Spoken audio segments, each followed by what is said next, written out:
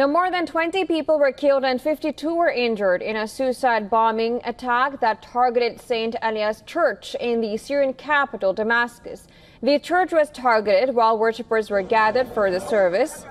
The attack took place in Aduela, a neighborhood located on the outskirts of Damascus. Authorities have launched an investigation into the incident as the country witnesses one of the deadliest attacks of its kind in years.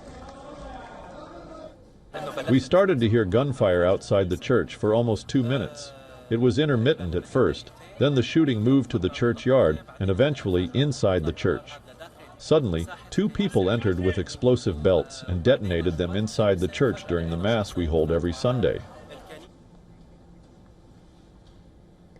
The blast caused multiple casualties and widespread destruction, with shattered pews, icons on the ground, and pools of blood reported at the scene.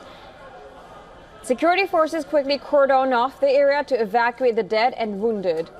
Now, no group has claimed the responsibility for the attack at this time, but reports do suggest that the attack was affiliated with the Islamic State.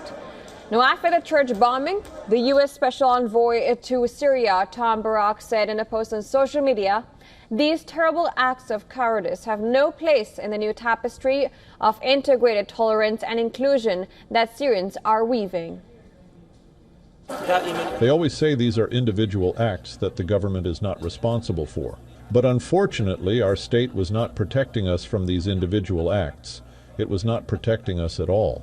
This gave us the impression that the individual acts became institutional acts and not only individual acts, and we are not used to asking for protection from anyone. Witnesses said the gunman, with his face covered, entered and fired at people. When a crowd charged at him to remove him from the church, he detonated his explosive belt at the entrance. We had just finished the prayer and were on our way out, while people were still inside. Then someone masked and armed came in carrying his weapon. He opened fire on the people and killed many. The church was full. People rushed at him and surrounded him. Then he blew himself up at the church door. Bodies were torn apart and scattered, and the church collapsed. The attack on the church was the first of its kind in Syria in years and comes as Damascus, under its de facto Islamist rule, is trying to win the support of minorities.